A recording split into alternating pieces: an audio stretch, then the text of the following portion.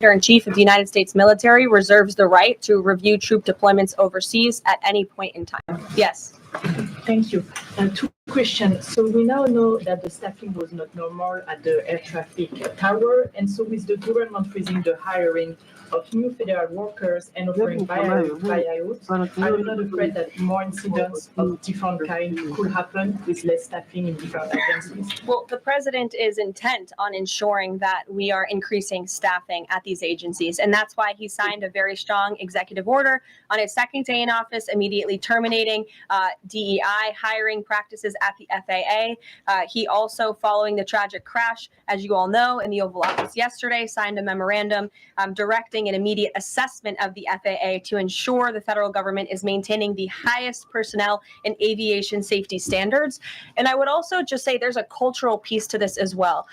If you are an American who has spent many years studying aviation and you graduate from school and you're an air traffic controller based on skill and merit, and then you apply for a job and you're forced to fill out a biographical questionnaire asking you the color of your skin and asking you where you're from in details that aren't relevant at all to the job description, I think that deteriorates the morale of people in this industry. And if you talk to people in this industry, they'll tell you that.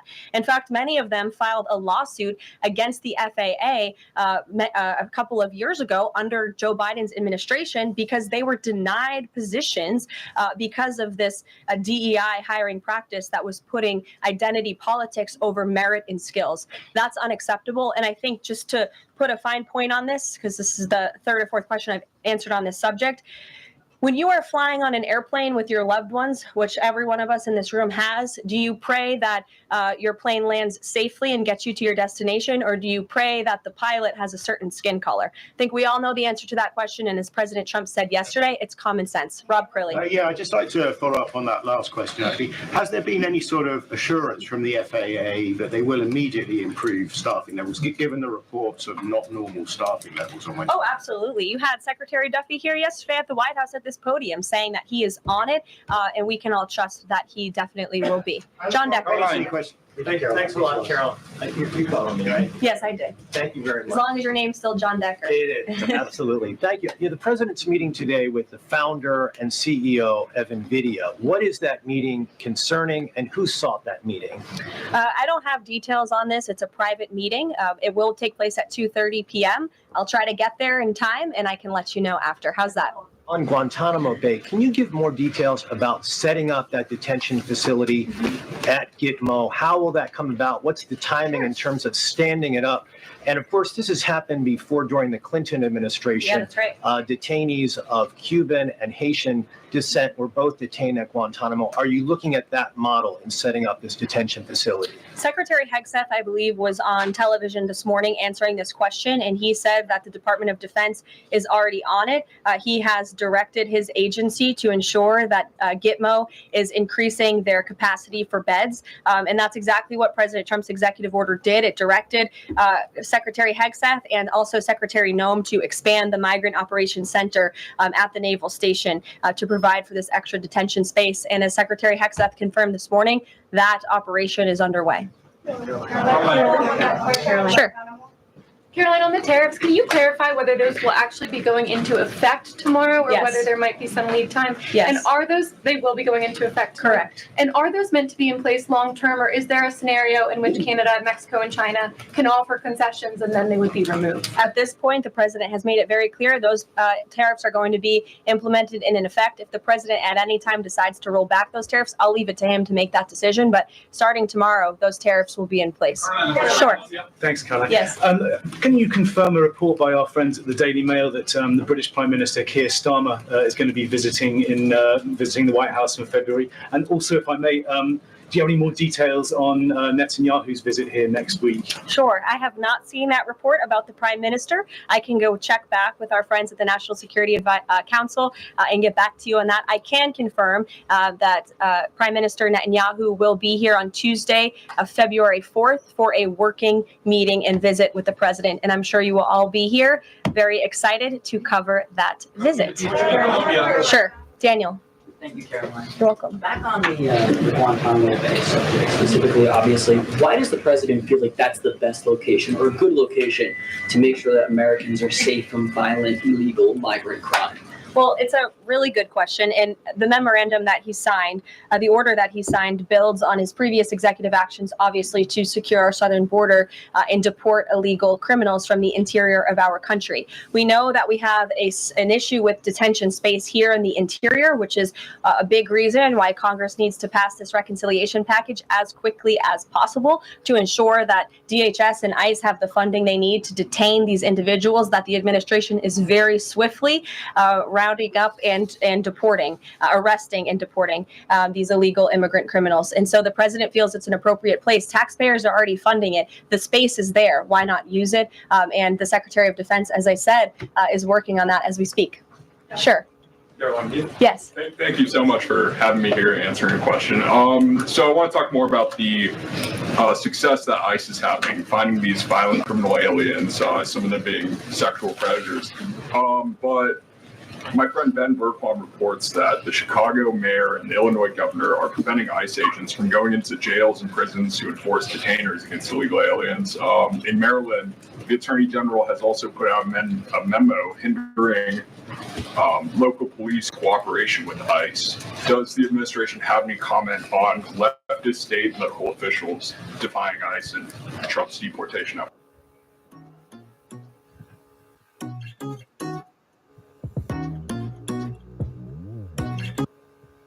Support and help to cure this problem that has especially taken over their cities. I guess they don't want to admit they've been wrong with their sanctuary city policies. I'm not sure. You'll have enforcing our nation's immigration laws, and this administration will continue to arrest and detain and deport illegal migrant criminals. And what we won't do is defy our nation's immigration laws like the previous administration, who had these orders of removal on illegal immigrants across the country and were refusing to execute on them. We will continue to remove illegal criminals from our nation's interior. Are these sanctuary city leaders, are they violating the law?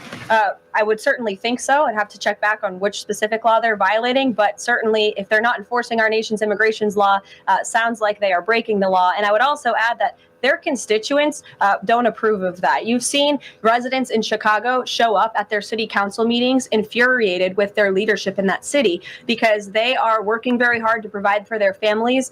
They want public safety and law and order, and their officials have abandoned those very basic American principles in these cities. And the American people want law and order. It's, again, an overwhelmingly popular policy to deport illegal criminals from our nation's interior, and this administration will continue to affect that goal.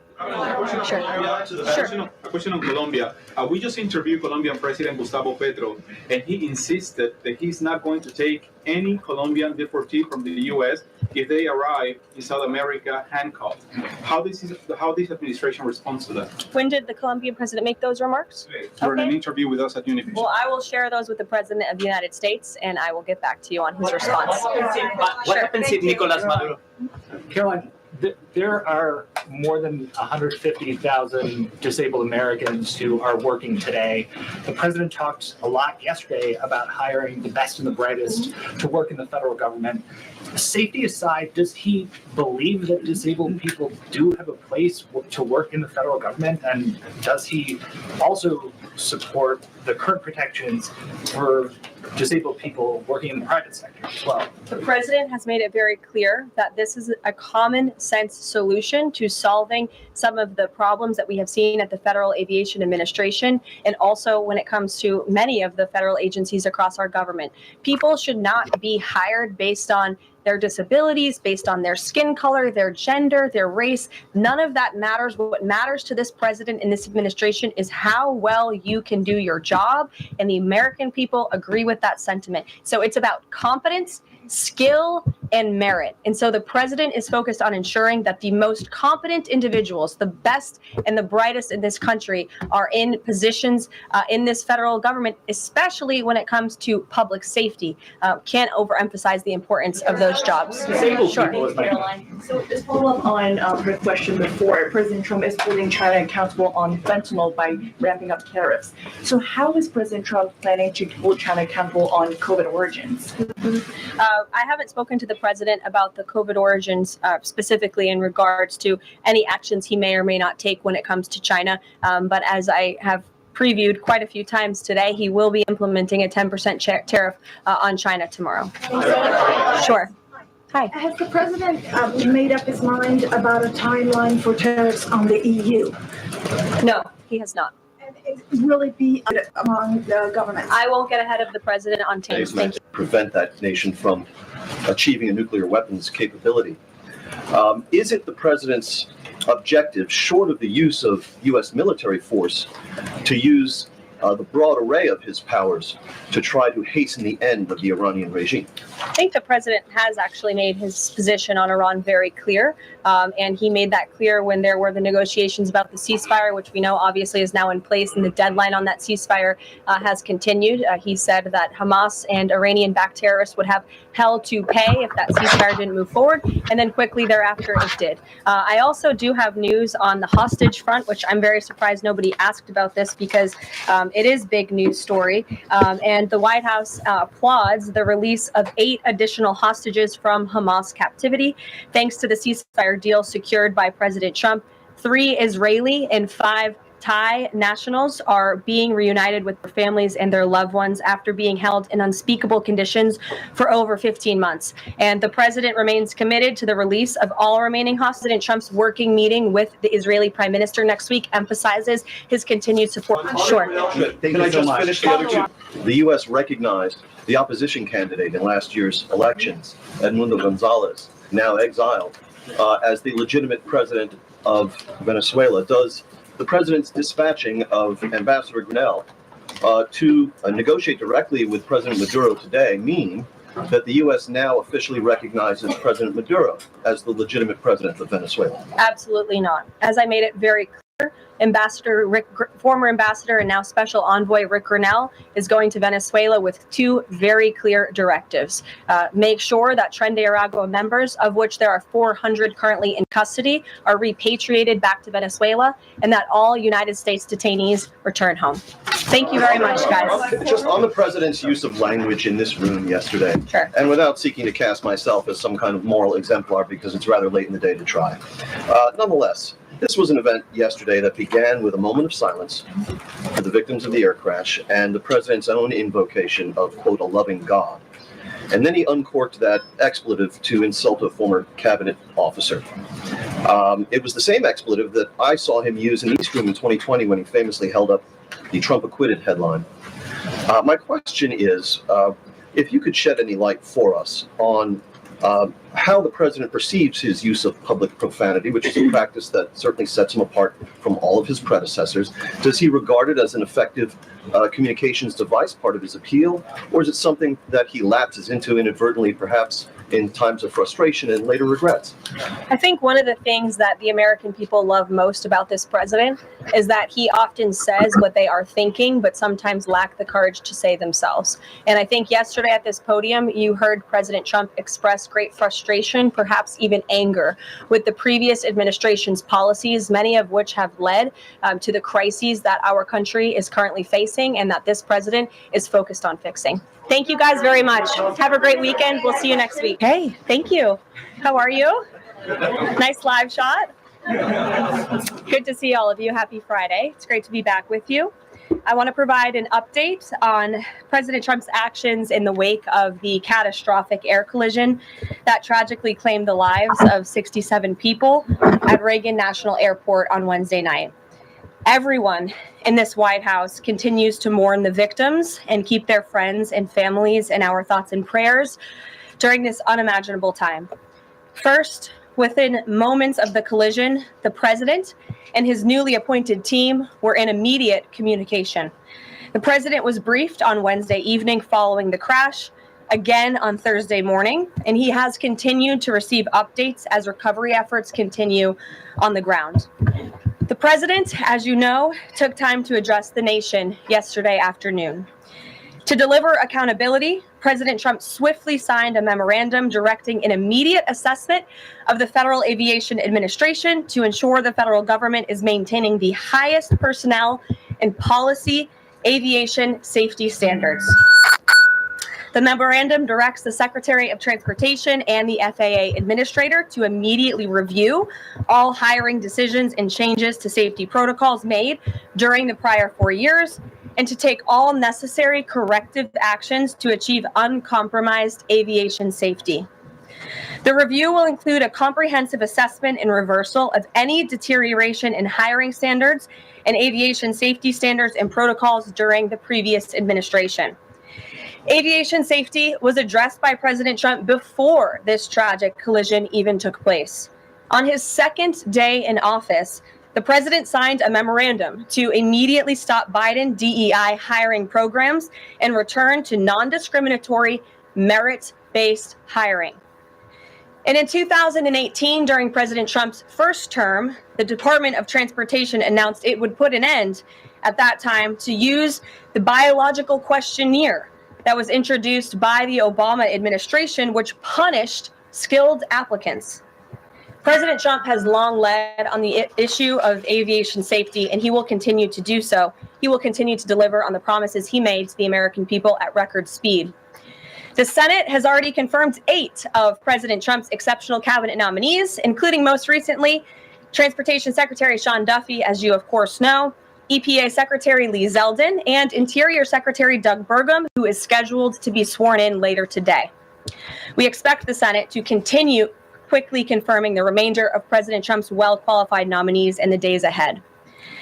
Earlier this week in the East Room, the president proudly signed the Laken-Riley Act into law, surrounded by Laken's loving parents and sister. This common-sense bipartisan law mandates the federal detention of illegal aliens who are accused of theft, burglary, assaulting a law enforcement officer, and any crime that causes death or serious bodily injury, like the animal who murdered Laken Riley in cold blood. This was the first piece of legislation President Trump proudly signed as the 47th president of the United States, and it will guarantee that Laken did not die in vain. As Laken's mother, Allison, tearfully said during the signing event, President Trump said he would secure our borders and that he would never forget about Laken, and he hasn't. He's a man of his word, and we trust that he will fight for the American people. Those are the words of Laken's mother, and we will never forget them. So to help lock up even more criminal illegal aliens, President Trump signed a memorandum this week to detain them at Guantanamo Bay.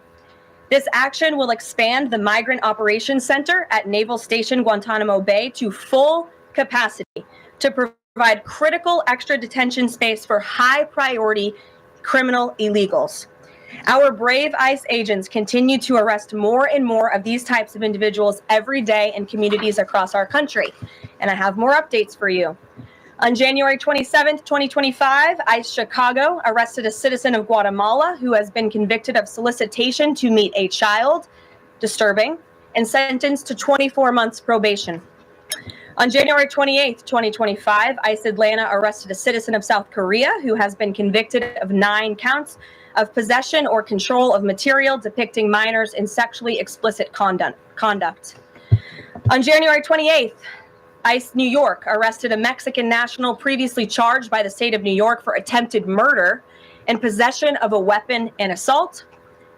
And on January 28th, ICE Philly arrested a citizen of Mexico who has been convicted of possession of child pornography.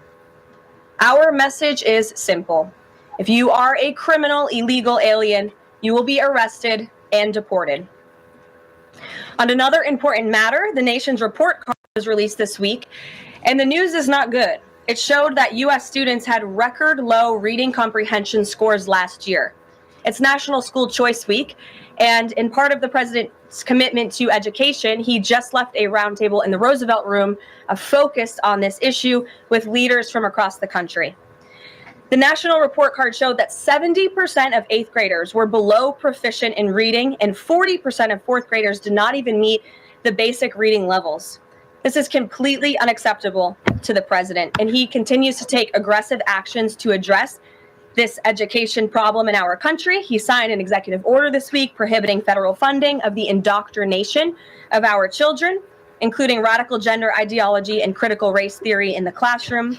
The president believes American education should focus on cultivating patriotic citizens who are ready for the workforce. And this action will help get schools back on track and defend fundamental parental rights in education. The president also signed a school choice executive order expanding educational freedom and opportunity for families.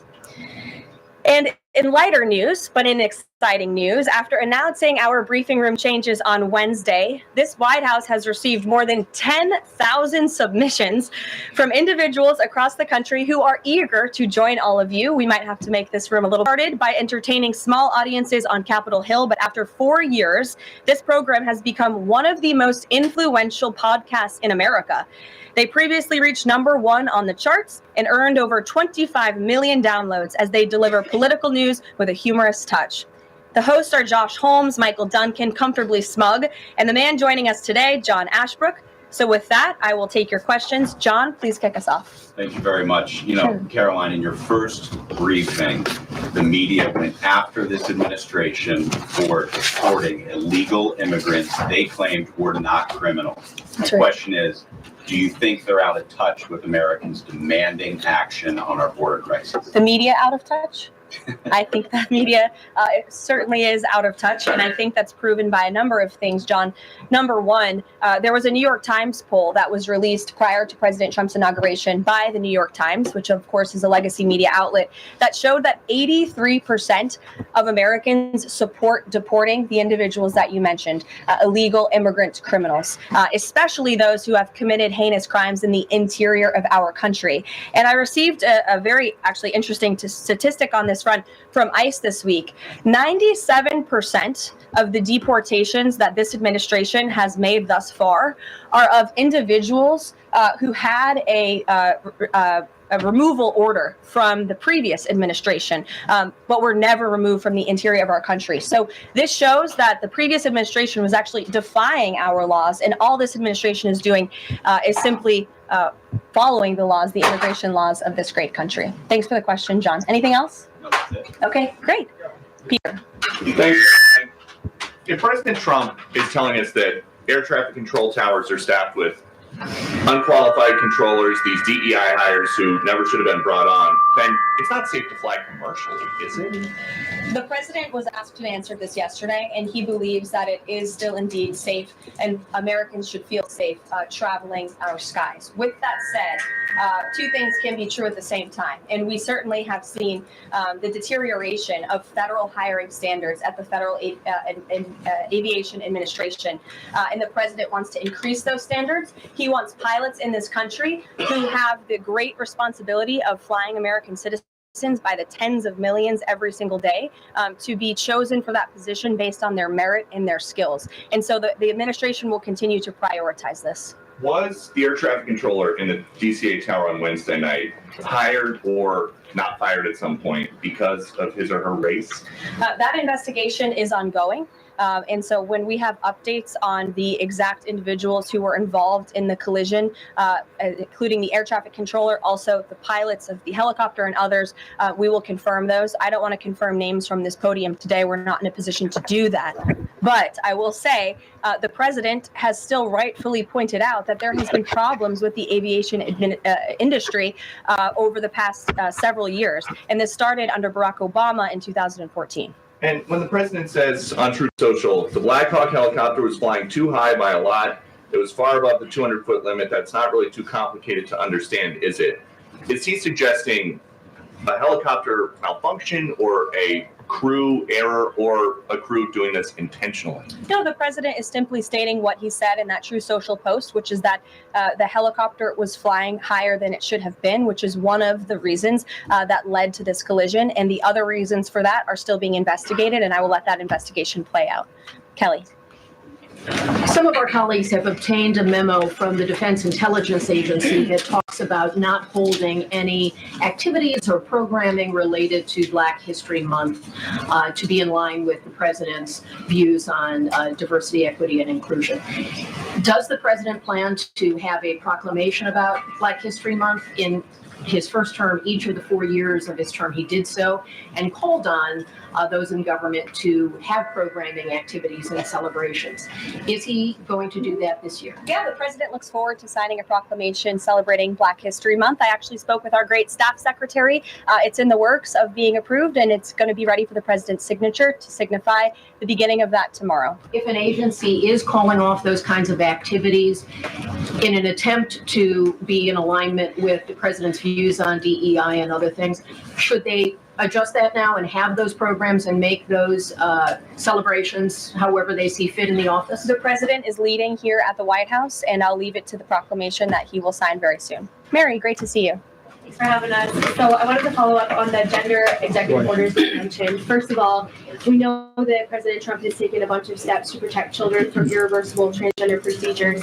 Is he interested in backing congressional legislation on this point? And does the Trump administration have interest in investigating doctors who perform these irreversible procedures on kids, such as a double mastectomy on a minor girl? Well, the president has already taken a very strong stance on this issue this week with the signing of his executive order, a few executive orders in this space. First, he made it the official policy of the federal government that there are only two sexes, male and female, and we have directed all federal agencies to comply with that policy. As for congressional legislation to support the president's agenda in this space, and certainly ending the mutilation of young children, the chemical castration of young children, which is a barbaric practice that the vast majority of Americans do not support for young minor children.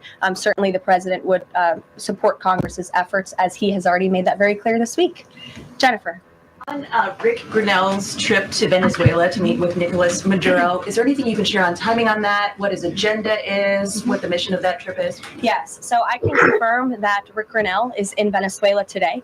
I can confirm that Rick Grinnell is going to Venezuela, or is